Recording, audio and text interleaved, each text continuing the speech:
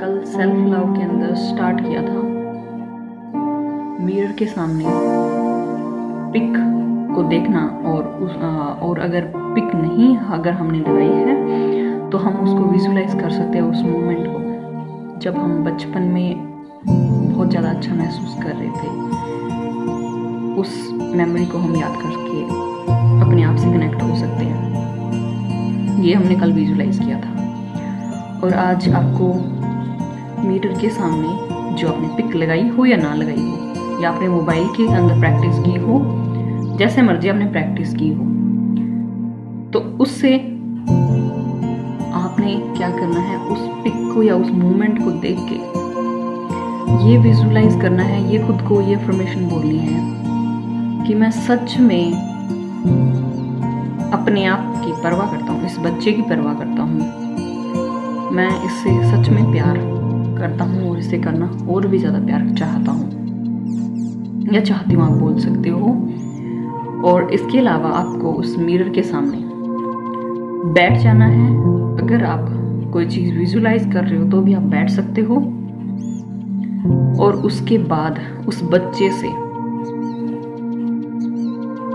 Forgiveness की practice करनी है। उस बच्चे से आपने बोलना है कि मुझे माफ़ कर दो, मैंने आपसे इतना टाइम तक बात नहीं किया था, बात नहीं कर पाई था या पाई थी, और अब मैं सच में उस मोमेंट को दोबारा एंजॉय करना चाहती हूँ या चाहता हूँ जो इतने टाइम से मैंने आपसे के साथ नहीं किया था। जैसे हम अपने आप से एक दूसरे से दूर थे, उस मोमेंट को मैं इस टाइम जीना चाहती हूँ या चाहता हूँ, आप बोल सकते हो।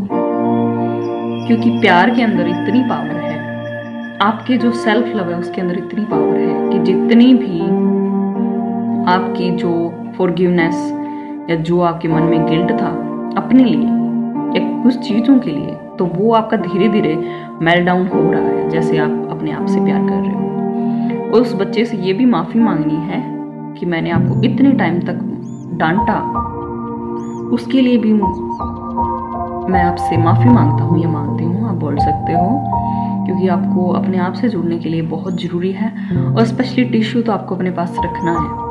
कि जब आप फॉरगिवनेस की प्रैक्टिस करोगे तो ऑब्वियसली आपकी जो गिल्ट है, जो अंदर का डर है, वो जो आपने उसको डांटा है, उससे आपको इमोशनल होगे। क्योंकि ऑब्वियसली हम अपने आप से जब कनेक्ट होते हैं तो ये चीज़ हमारे लाइफ में होती है, हमारे सामने होती है ये।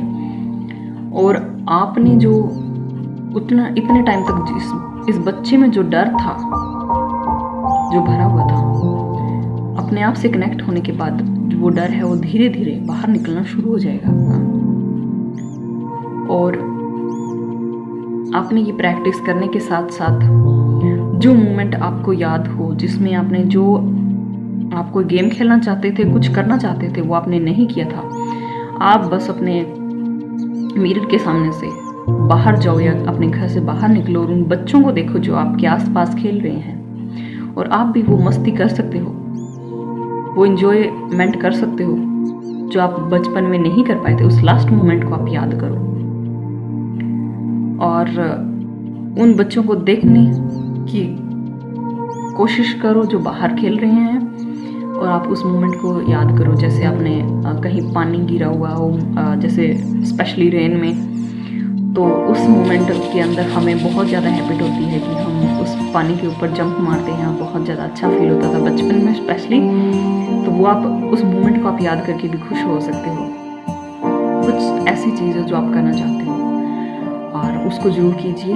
और अगर आप अपनी लाइफ में आपकी एज 50 या 60 और अगर आप नहीं कनेक्ट कर पा रहे हो तो भी आप कोशिश करो, दृढ़ संकल्प लो कि आपको अपने आप से प्यार करना ही करना है।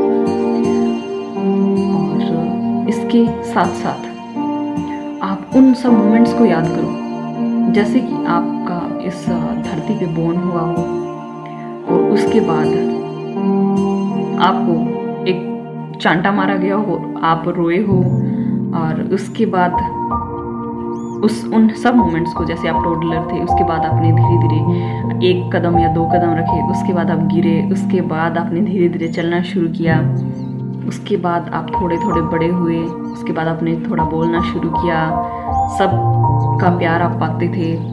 और उन सब मोमेंट्स को जब जैसे आपने फर्स्ट डे आपका स्कूल था पर आप अपनी मॉम को नहीं छोड़ना चाहते थे, अपने पेरेंट्स को नहीं छोड़ना चाहते थे, आप रोए थे उस मोमेंट में। और इसके अलावा जैसे आप फर्स्ट डे अपने स्कूल में गए थे तो आपको डर भी लग रहा था और कुछ नए दोस्त भी आपके बने थे। उसके बाद आप जैसे जैसे बड़े हुए, 10 ईयर के हुए, 9 ईयर के हुए, आपने अलग अलग कुछ एक्टिविटी करना शुरू किया। उसके बाद आप जैसे जैसे बड़े हुए, आपने जैसे यंग एज में आए, उसके बाद आपने उन सब मोमेंट्स को जो आपके लिए डिफ़िकल्ट था, कुछ एग्ज़ाम्स थे, कुछ एक्टिविटीज़ थी, या कुछ आपके अंदर अलग फीलिंग्स थी, आपके हार्मोन्स चेंज हो रहे थे, पर फिर भी एज आप चाहे मैन हो चाहे वीमेन हो, आप उन सब मोमेंट्स को आपने संभाला था। अपने आप को आपने अपनी तरफ से अच्छी कोशिश की थी हर मोमेंट की।